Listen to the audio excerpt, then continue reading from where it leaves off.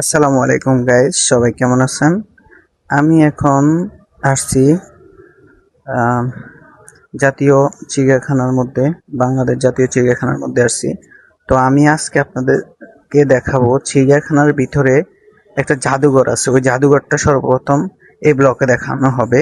তো আপনারা আমার সাথে থাকবেন আর জাদুঘরে কি কি আছে সবকিছু দেখার চেষ্টা করতেছি। প্রথমে ঢোকার আগে জাদুঘরের সামনে এগুলো আছে, এই ছবিগুলো আপনাদের সাথে শেয়ার করলাম। অনেকগুলো ছবি এখানে, প্রায় 240টি প্রজাতির প্রাণীর ছবিগুলো আছে। এই যে জাদুঘরটা দেখতেছেন, এটা বাংলাদেশ জাতীয় চিড়িয়াখানার ভিতরে আছে। এখানে যারা যাবেন অন্তত 10 টাকার টিকিট দিয়ে এটার ভিতরে ঢুকতে হবে।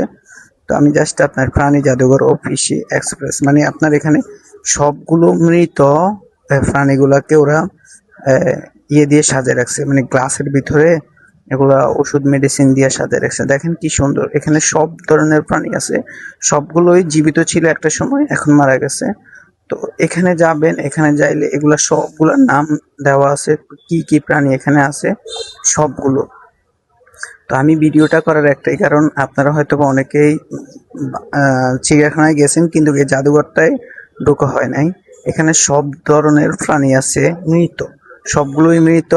সবাই সবগুলো প্রাণীকে কাছে বন্দি করে এগুলোর নাম দিয়ে রাখছে। তো আমি জাস্ট কিছু দেখাচ্ছি, সবগুলো তো শেয়ার করা সম্ভব হচ্ছে না। তো যাই হোক, যেগুলো সম্ভব হচ্ছে সেগুলোই দেখাচ্ছি।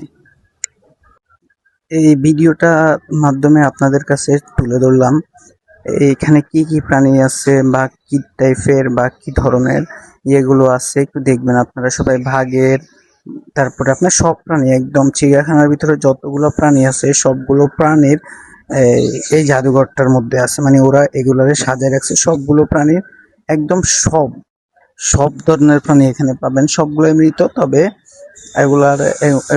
এগুলোর মধ্যে কোনো গন্ধ নাই। এখানে আপনারা যেতে পারেন, একদম অনায়াসে যেতে পারেন।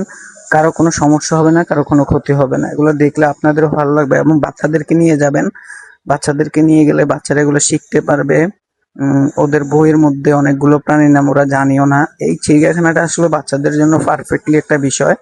তো অবশ্যই চিড়িয়াখানা যাবেন এবং বাচ্চাদেরকে নিয়ে যাবেন। তারা শিখতে পারবে, তাদেরকে দেখাবেন, তারা আনন্দও পাবে এবং শিখতেও পারবে। যাই হোক, ভিডিওটা আমি আপনাদের সাথে শেয়ার করার একটাই কারণ, শুধুমাত্র অনেকে এখানে জাদুঘরে ঢুকেন নাই বিধায় আমি ভিডিওটা আপনাদের সাথে শেয়ার করলাম।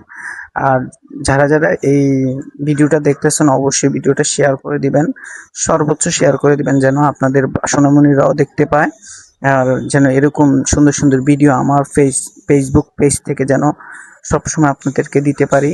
তো আমার সাথে থাকবেন অবশ্যই। যদি ভিডিওগুলো ভালো লেগে থাকে অবশ্যই লাইক, কমেন্ট, শেয়ার করতে ভুলবেন না। আর সব সময় চিন্তা করুন বাচ্চাদেরকে আনন্দ দেওয়ার জন্য হইলো আপনার শিশু পার্ক বা আপনার ধরনের এরকম আমাদের জাতীয় চিড়িয়াখানার মধ্যে যাবেন। অনেক কিছু শিখার আছে, এখানে দেখার মতো অনেক কিছু আছে। তো আমি জাস্ট আজকের ভিডিওটাতে শুধু একমাত্র জাদুঘরটা নিয়েই ভিডিওটা করলাম। তো পরের পার্টে ইনশাল্লাহ চিড়িয়াখানার ভিতরে কি কি প্রাণী আছে জীবিত ওইগুলোকে নিয়ে একটা ভিডিও দিব। আপনার এই ভিডিওটা যদি ভালো লেগে থাকে অবশ্যই ভিডিওটা শেয়ার করবেন।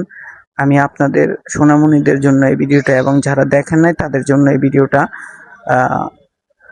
দেখার সুযোগ করে দিলাম। আপনারা অবশ্যই দেখবেন। এই কচ্ছপগুলো দেখেন, অনেক বড় কচ্ছপ। জাস্ট ছবিতে যতটুকু দেখাইতে পারতেছি ওইগুলো দেখাচ্ছি। তো আপনারা অবশ্যই ভিডিওটা শেয়ার করে দিবেন সর্বোচ্চ।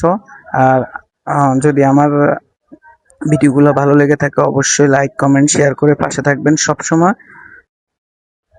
এই মাছগুলো জাদুঘরের ভিতরে আছে, কচ্ছপগুলা জাস্ট এইগুলো একটু জীবিত আছে, কিন্তু আপনারা জাদুঘরের ভিতরে এগুলো, ঠিক আছে। তো আমি জাদুঘরের সবগুলো তুলে ধরলাম আপনাদের সাথে।